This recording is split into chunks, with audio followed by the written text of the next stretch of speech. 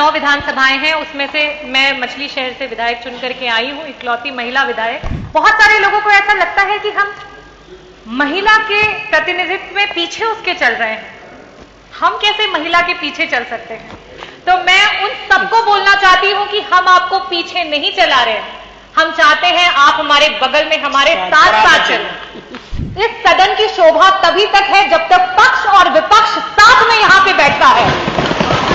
जो देश विकसित हो चुके हैं उसका कारण भी हमें साफ साफ समझ में आ जाता है कि वहां पे अगर राजनीति में महिलाओं का अगर हम देखें कि क्या कंट्रीब्यूशन है तो वो 30% तक पहुंच चुका है। 5 दिन के सदन में हमें 1 दिन का मौका मिला है। आप सोचिए, आपको इससे दुख हो रहा है और 75 वर्षों से हम इंतजार कर रहे थे कि हमें ये मौका मिले। देश का विकास तभी होगा जब देश में नारी का विकास होगा। दिन की रोशनी गुजर गई ख्वाबों को बनाने में, रातों की नींद गुजर गई बच्चों को सुलाने में। जिस घर में मेरे नाम की तख्ती भी नहीं, जिस घर में मेरे नाम की तख्ती भी नहीं, सारी उम्र गुजर गई उस घर को सजाने में।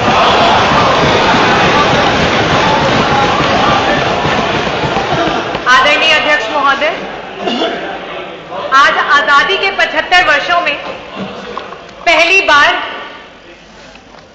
देश की सबसे बड़ी सदन उत्तर प्रदेश की सदन में सिर्फ और सिर्फ महिला विधायकों को बोलने का आपने अवसर दिया। मैं उसके लिए आपको हृदय से धन्यवाद करती हूं।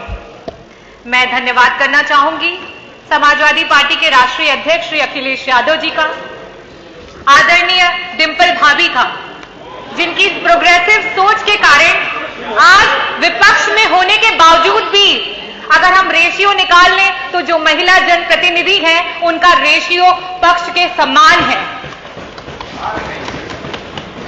मैं धन्यवाद करना चाहूंगी हमारी समाजवादी पार्टी की सोच को,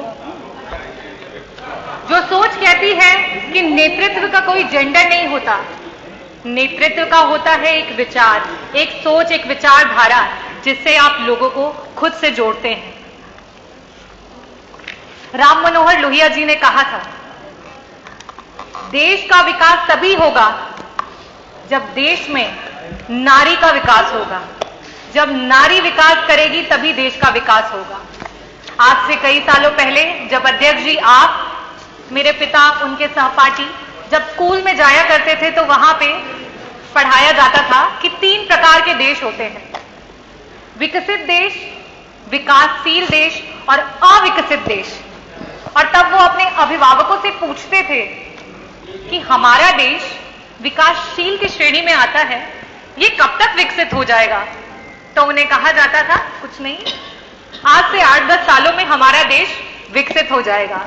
अध्यक्ष जी, आपके बाद हमने भी स्कूल की पढ़ाई की, हमने भी स्कूल जाना शुरू किया और हमें भी वही पढ़ाया गया और हमने भी जब ये पूछा सवाल तो हमें भी वही उत्तर मिला। आज एक नई जनरेशन स्कूल जाने को तैयार है, लेकिन आज ये देश अपना जवाब नहीं बदल पाया है।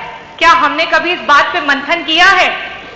आज ये जो स्पेशल सेशन बुलाया गया है, ये सत्र ही उसका जवाब है कि आज जो हम 403 विधायकों में सिर्फ और सिर्फ 47 महिला विधायक हैं, वो उसका जवाब है कि जिसकी वजह से आज हमारा देश विकासशील से विकसित देश नहीं हो पाया है।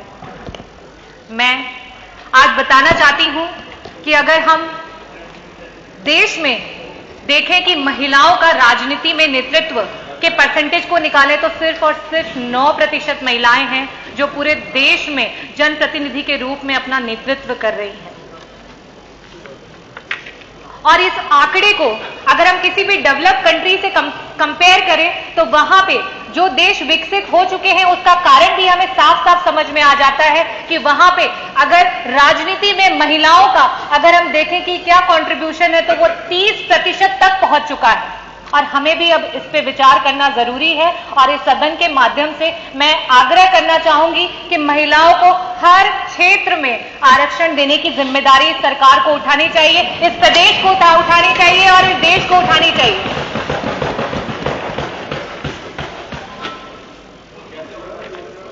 बाबा भीमराव अंबेडकर जी ने कहा था कि मैं किसी भी समाज की जो प्रगति है उस समाज की महिलाओं की प्रगति से मापता हूं। और आज मैं एक ग्रामीण अंचल से आती हूं और जब वहां पे हम अपनी दलित समाज की बहनों को देखते हैं तब हमें ये महसूस होता है और साथ में बहुत ग्लानि भी होती है कि आज हमारा देश कहां पे है। आज क्या कारण है कि हमारा देश आगे नहीं बढ़ पा रहा है, चाहे राजनीतिक क्षेत्र हो या सामाजिक क्षेत्र हो, चाहे एक मां हो या बहन हो या पत्नी हो या बेटी हो, अधिकांश जगह में भारत देश में हमें निर्णय लेने की आजादी नहीं है। आज जब महिलाएं राजनीति में आना चाहती हैं तो कई प्रकार की कठिनाइयों का सामना करना पड़ता है और उस पर एक छोटा सा शेर है जो मैं बोलना चाहूंगी। कौन बदन से आगे देखे औरत को, सबकी आंखें गिरवी हैं इसी नगरी में।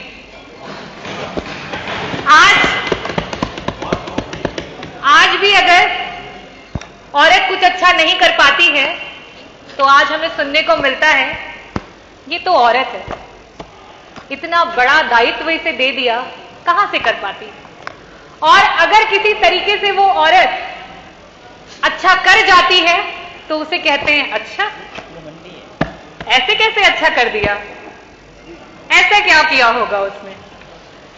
इस सोच को बदलने की जरूरत है। मैं इस सोच के लिए ये बोलना चाहूंगी कि आज इस प्रदेश को, इस देश को एक मकसद के साथ हमारे प्रदेश की और देश की महिलाओं को बढ़ाने के लिए सोचना होगा। स्वामी विवेकानंद जी ने कहा था कि अगर किसी मकसद के लिए खड़े हो तो एक वृक्ष की तरह खड़े हो और गिरो तो एक बीज की तरह, ताकि दोबारा से उग करके उसी मकसद के लिए दोबारा से जंग लड़ सको।